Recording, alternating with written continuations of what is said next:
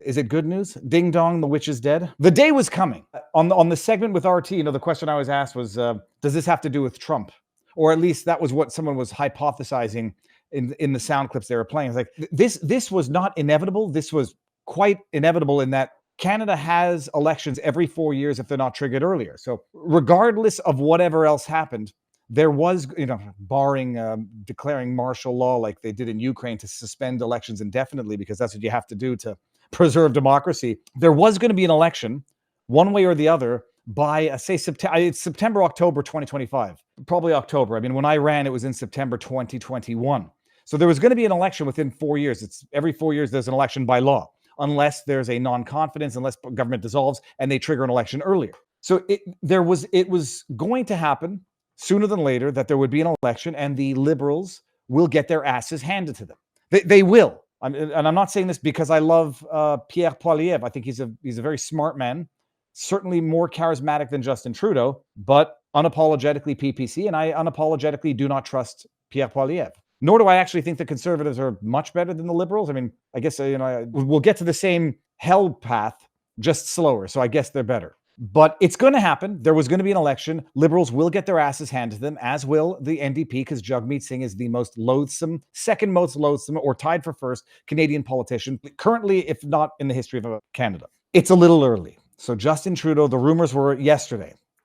Justin Trudeau's going to resign. I was on a Twitter space this morning talking about it, and I said, look, I'll believe it when I hear it, because there were a number of things that he could do that wouldn't be outright resignation. And he sort of did a combination of it, but I'm not trying to quibble that I was technically right because he didn't resign. He resigned. He announced his resignation. There's going to be a leadership race within the Liberal Party. They've prorogued Parliament for 3 months, and I'll explain what that means in a bit. So Trudeau made the announcement a little early. I don't think it has anything to do with Trump. I think it has to do with an implosion of the Liberal Party. Trudeau has been wildly unpopular since I ran for the PPC in 2021. I went door to door in Westmount, NDG. For those of you who that's my riding.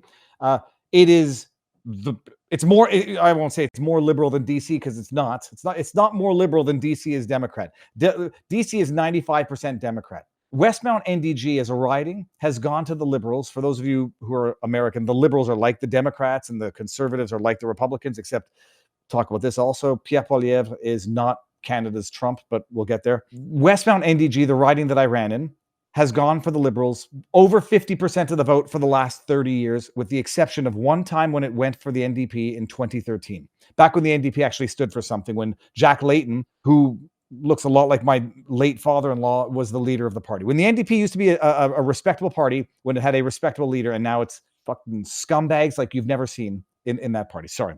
Curse words. But Trudeau was detested back in 2021. I went door to door, and when I was saying, like, I'm running with the PPC, could you sign my petition so I can get my list of names so I can get my name on the ballot? And people were like, oh, I'll sign it, but I'm not voting for you. I was like, oh, that's premature, but whatever.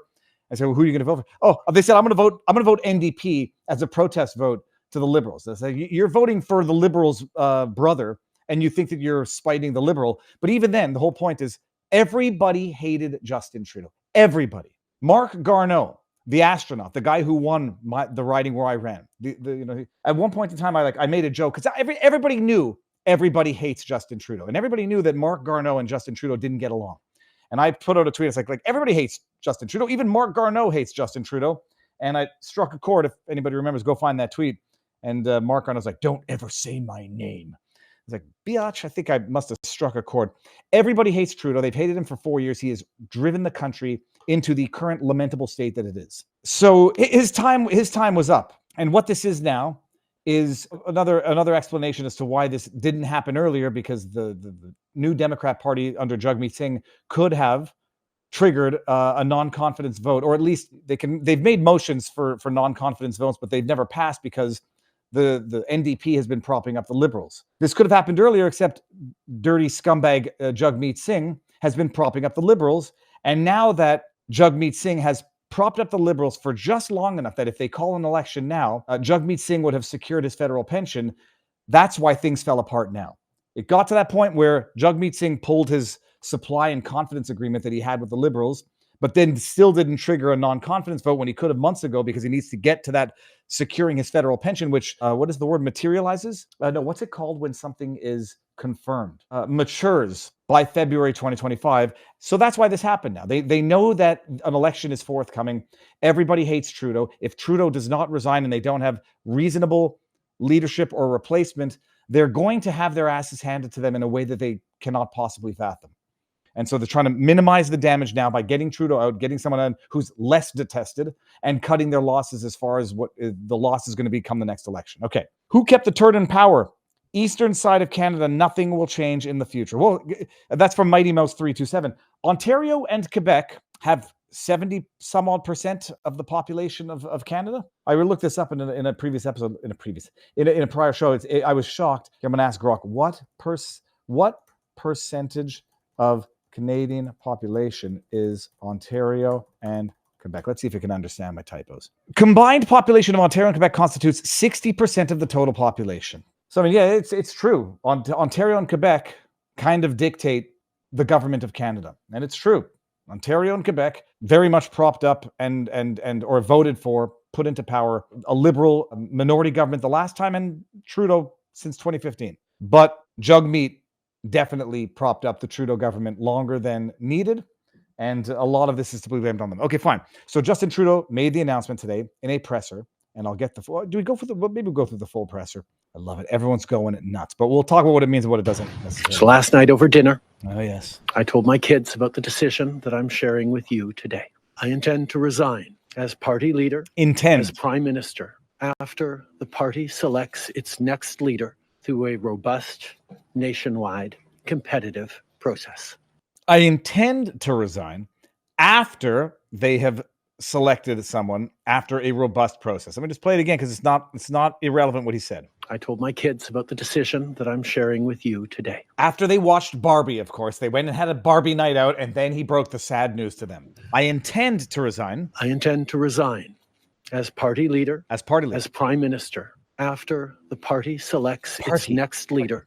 After they select their next leader. Through a robust, nationwide, competitive process. Okay, so if they select their leader and it's not through a robust, nationwide, competitive process, he will not resign? I mean, there's a bunch of conjunctions there. What was the word where he added an H? To resign as party leader, as prime minister, after the party selects. Where's an H in a party? Party.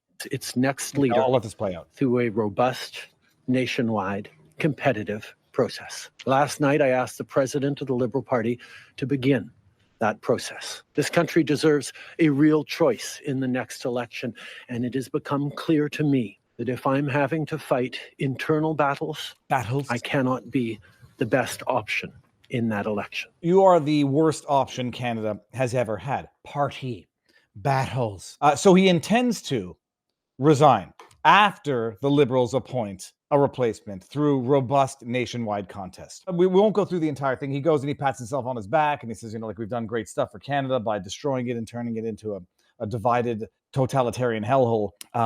He said he'll do that. He's going to resign. He intends to resign after they have a robust nationwide leadership battle, which he's instructed the president to initiate as we speak. He's prorogued Parliament. So prorogue is ending this current session of Parliament until the next session of Parliament.